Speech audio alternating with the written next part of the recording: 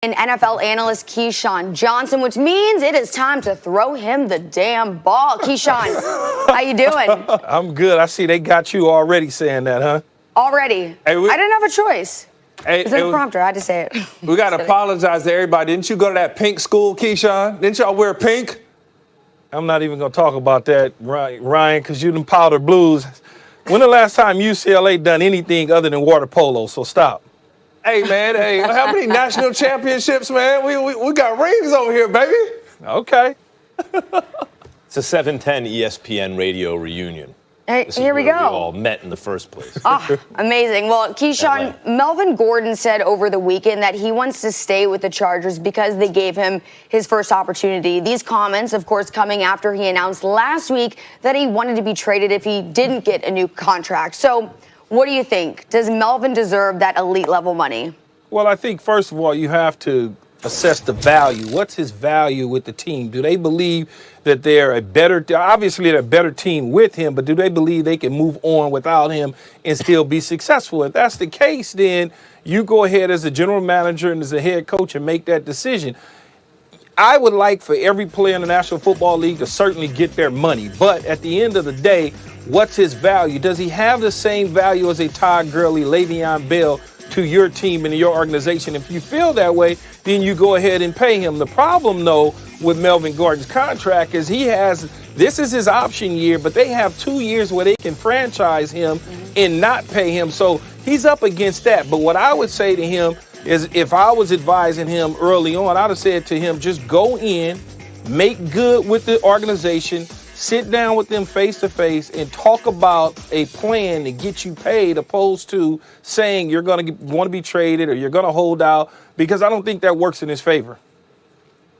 What do you guys have to say in response to that? Well, first of all, I agree with Key. Of course, in a league with a hard cap, and the NFL has not a soft cap like the NBA, it's a hard cap. The job of a GM more than anything is to properly value assets. I mean, however you want to say it, and the players don't like being reduced to assets, but that's the fact of the matter. You got to properly value it. What's Melvin Gordon worth? He looks like he should be an elite or the next thing to an elite kind of player. He's simply not. The yards per carry are not good. 3.5, 3.9, 3.9 last 3 seasons. 42% success rate for running backs with a ton of carries. It's over 425 carries. He had 500 something last year. The lowest in the NFL. Success rate based on down and distance, it changes, but the lowest in the NFL. And then there's a writer for Chiefs Wire, Charles Goldman, who brought up the question, like, if you're the Chargers, who do you really need to beat? Who in your division or who are you looking at in the AFC period? You're looking at the Chiefs. Do you need Melvin Gordon to beat the Chiefs? He hadn't played well on him against their primary rival. So the question, do you break the bank based on the way guys are getting paid who are elite for a guy who passes the eyeball test, to me, but doesn't, when you actually look at the production, doesn't pass that test? As Keith said, I don't want to mess with someone's money. I hope he gets all the money in the world. But in a league where you have to rob Peter to pay Paul, my answer is no. I don't agree at all. In reality, this is a dynamic running back. Last year, this man focused on learning how to catch, became a 3-down back. And I understand Austin Eckler, they had a nice little 1-2 punch. But without Melvin Gordon, Austin Eckler isn't the same player. Take a look at Phillip Rivers.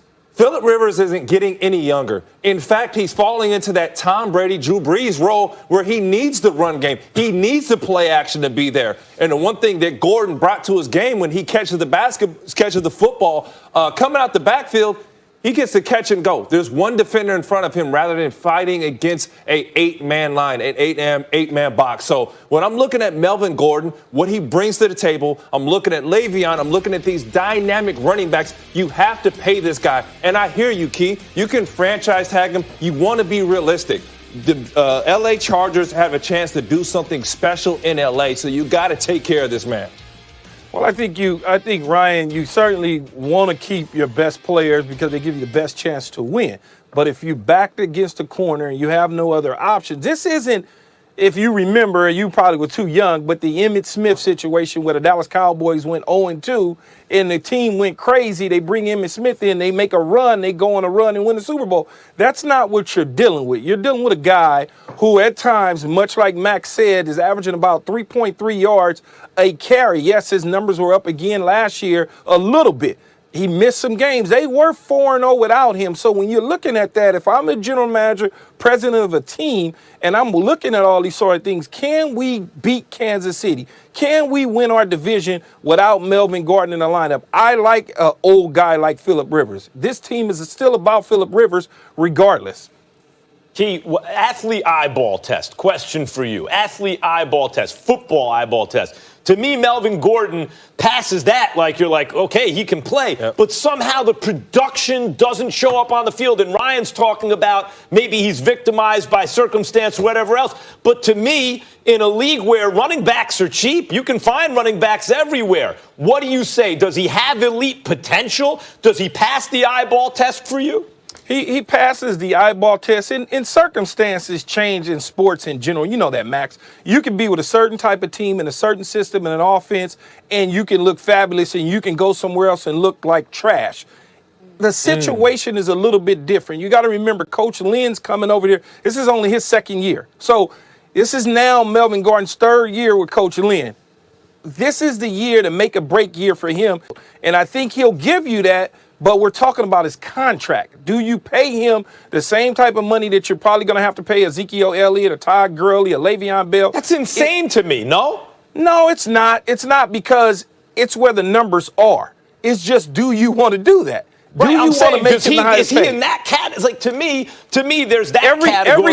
Every single running back that's a starting running back on a team is in that category, or else they wouldn't be a starting running back. Just because his statistics don't say such, he's the guy that they lean on in the running game. But what I'm saying is there are tiers of players, right? Like there are levels to this, as Meek Mill said. He's in the tier. I'm saying the top tier to me, you talk about Zeke, Gurley, Saquon, who's going into his second year. There are guys like that where you go, oh, this is a little different.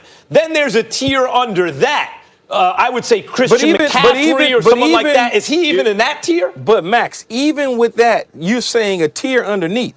It doesn't matter, because the marketplace is the marketplace. And when you say, here's a guy who has now performed at a certain level and the market is there where running backs are making this type of money, you can't argue with him and his agent and say, well, his numbers are lower than his. Okay, so what? Do you value him is all that matters. How do you value him? Do you value him as a major asset on your team, or is he just another back? And if you feel that he's just another running back, then you probably should move on from him and get another guy. See, but here's the big thing. In that system, you can't replace him. Austin Eckler cannot come in and fill that role. In fact, they're dynamic. They're great together. Great change of pace. But if you want one without the other, I'm taking Melvin Gordon. Phillip Rivers ain't getting no younger. It fits the system. And if you want to talk about Zeke and Dak, Zeke, obviously, he carries that workload. We get it. McCaffrey, right now, Cam Newton ain't throwing past 20 or 30 yards, so he needs the dump-offs in the system. Le'Veon Bell was the safety blanket for Ben Roethlisberger. But Melvin Gordon, while Phillip Rivers still has juice in the tank, while they're competing with the Rams in L.A., you cannot afford to let your running back go. What would Bill Belichick do, guys? Bill Belichick would do. Bill Belichick will use him as far as he can, then he'll move on from him. But that's the New England Patriots system, and that's New England's way. They feel they can get value for other players. They don't have to pay max dollars to certain guys. Every organization is different. Every single organization is different. What I'm saying is, Key, if he does certain things, like the best thing you could say about him, if Ryan Hollins is correct about this, he turned himself into a 3-down back, you need him in your system. The best thing you say is you save a roster spot, because you now need fewer players to achieve the same kind of threats on the field. A catch or running out of the backfield guy, same guy. But you can approximate that value with 2 cheaper replacements in the NFL pretty easily.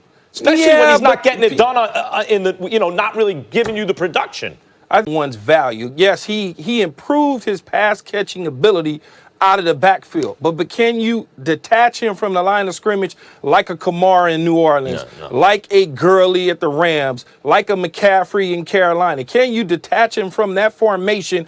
Can he match up against strong safeties and linebackers and run pass routes outside? I don't believe he can. So that part of his value, he's devalued just slightly because of those things. He is a touchdown scoring machine. I believe he scored 14 touchdowns last year. So he, inside the red zone, he does a tremendous job. But is that value to you and your team? It's all about what value do you place on a young man. Key, what are the expectations for the Chargers? Would it be safe to say Super Bowl? They're not trying to just barely make the playoffs. But I'm saying in their locker room, they're a playoff front team. office, what are they looking to do? But what are they saying? What are they saying? What are their expectations? I know this is like cliche, but out of all 32 teams, when they come doing training camp and that coach stands up there, first thing he says is we got a chance to go to the Super Bowl. We got a chance to make this season special. So I'm sure the LA Chargers and Coach Lynn and that staff is saying this to these players that we have an opportunity to win the division, make a deep run into the playoffs, and go to the Super Bowl. Now, is that realistic? Yes, it is. Some things need to fall in place because I believe Kansas City out of the AFC, along with New England and Pittsburgh, probably will be the favorites, and the Chargers sit in that number 4 spot for me. Well, Keyshawn, you said he scored 14 touchdowns. You're right about that. 14 touchdowns in 12 games. Next season, depending whether he gets a new deal or a trade, he's expected to make $5.6 million. All right. Well, coming up next on First Take, Anthony Davis says he'd put the Lakers roster up against anybody